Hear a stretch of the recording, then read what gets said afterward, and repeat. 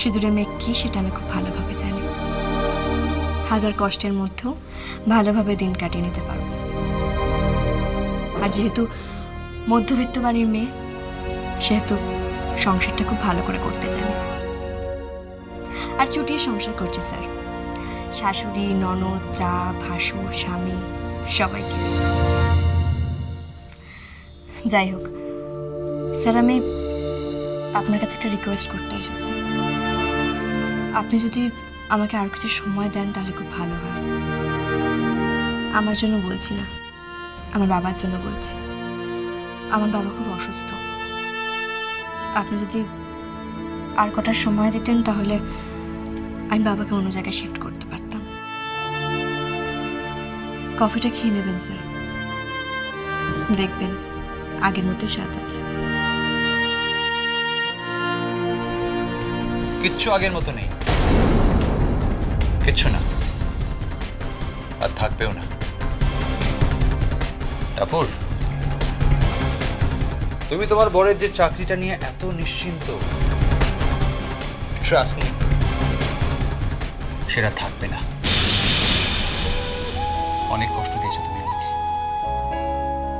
অনেক ঠকিয়েছো। টাপুর, please sir, আমাকে ছোঁয়ার অধিকার একমাত্র আমার স্বামী সন্দীপ চৌধুরীর আছে। আর অন্যের বউকে এভাবে স্পর্শ করবেন না। মানে কি বলছো কি তুমি? ঠিকই বলছি। আমি জানি আপনি কোথায় চলছেন, আর আপনি চলবেন। আপনি এরকম ভাবে থাকবেন, সারা জীবন কষ্ট পাবেন, যন্ত্রণা পাবেন। একজন সতী নারীর অভিশাপ আছে আপনার উপর। আজ আমি বলছি, আপনার সাথে লড়াই করার মতো যদি কারোর ক্ষমতা থেকে থাকে, সে হলাম আমি। আপনি মানুন বা না মানুন, আপনাকে একদিন বলতেই হবে, টাপুর, তোমার তুলনা নেই।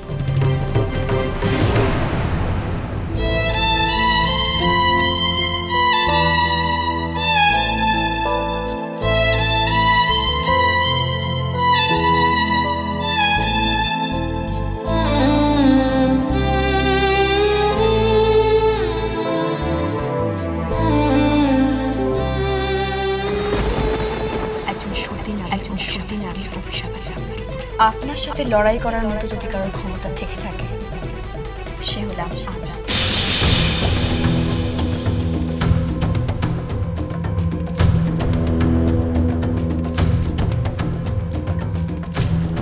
দেবরাজ, এবারে দীপাবলিতে সেন বাড়িতে কোনো আলো চলবে না। ওই বাড়ির পজিশন আমার চাই।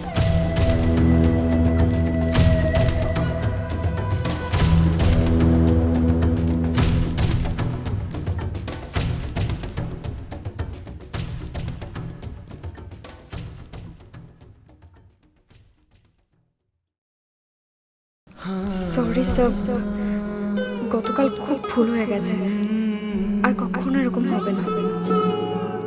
প্লিজ স্যার, রিফিউজ করবেন না,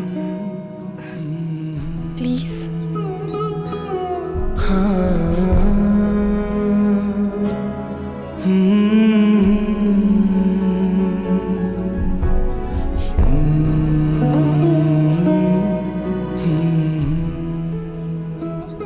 I love you, Tapur. I love you.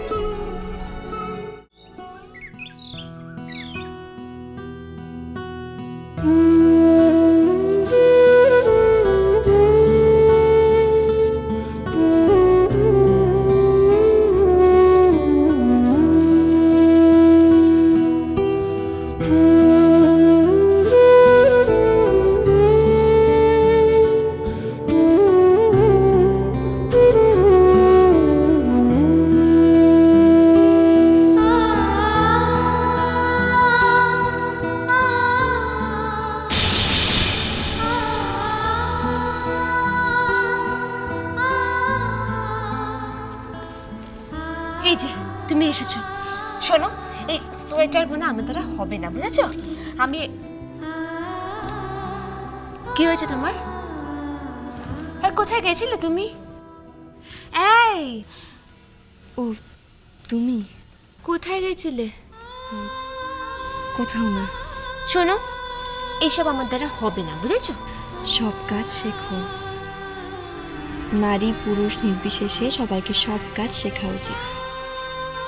আর তাছাড়া কয়েকদিন পর তো তোমার বিয়ে হবে, তাই না?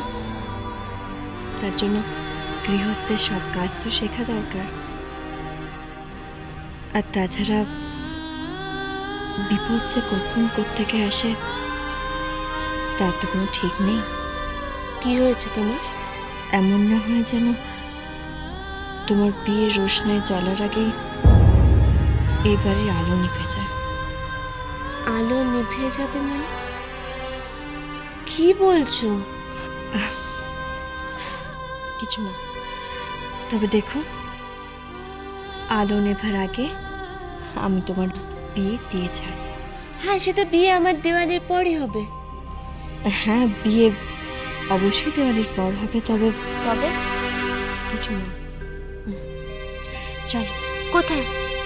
এবারে সেকেন্ড রাউন্ড শুরু। চলো চলো চলো চলো।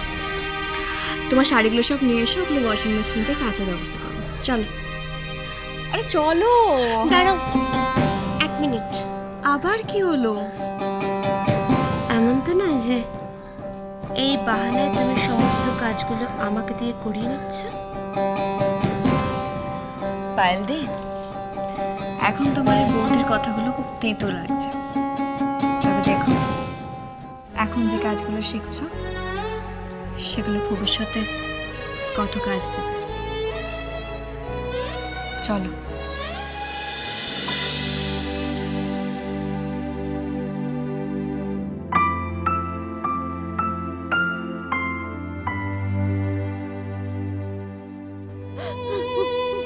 বার্ধক্যের অভিশাপ, বুঝলে গিন্নি? বৃদ্ধ বয়সে সন্তানদের হাতে অত্যাচারিত হওয়ার থেকে মরে যাওয়া ভালো, জানো? মরে যাওয়া। কে তোমাকে অত্যাচার করেছে শুনি? এটা অত্যাচার নয়। আচ্ছা, এটাকে তুমি কি করে অত্যাচার বলছো? তোমার এক মেয়ে তোমাকে এত বড় বাইপাস সার্জারি করে সুস্থ করে তুললো, আরেক মেয়ে তোমাকে ঘর দান করেছে। হ্যাঁ হ্যাঁ, ওই মেয়ের কথাই আমি বলছি। এটা ঘর দান, এটা ঘর, সেটা বিছানা। কণ্টক সজ্জা হয়ে গেছে আমার। কোথাকার কোন লোক চিনি না জানি না এসে বলছি ঘর থেকে বেরিয়ে যাবে, ঘর ফাঁকা করে দিই। আমি টাপুকে এক্ষুনি ফোন করছি। হ্যাঁ হ্যাঁ, যা বলার আমি বলেছি, আর কিচ্ছু বলার দরকার নেই।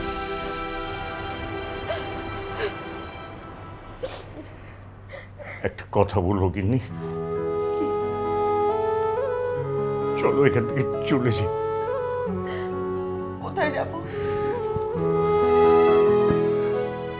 মরতে যাব, ট্রেনে গলা দিতে যাব।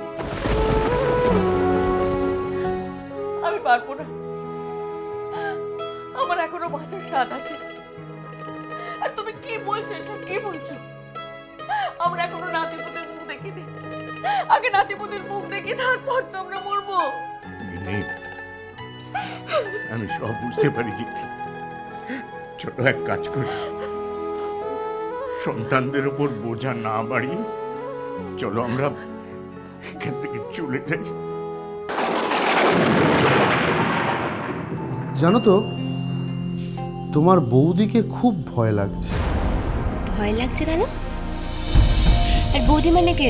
টাপুর বৌদি তো? হ্যাঁ,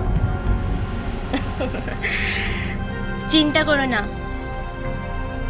ওরই তো ট্রেনিং এ আমি আছি। আই টাপুর টুপুর হয়ে রই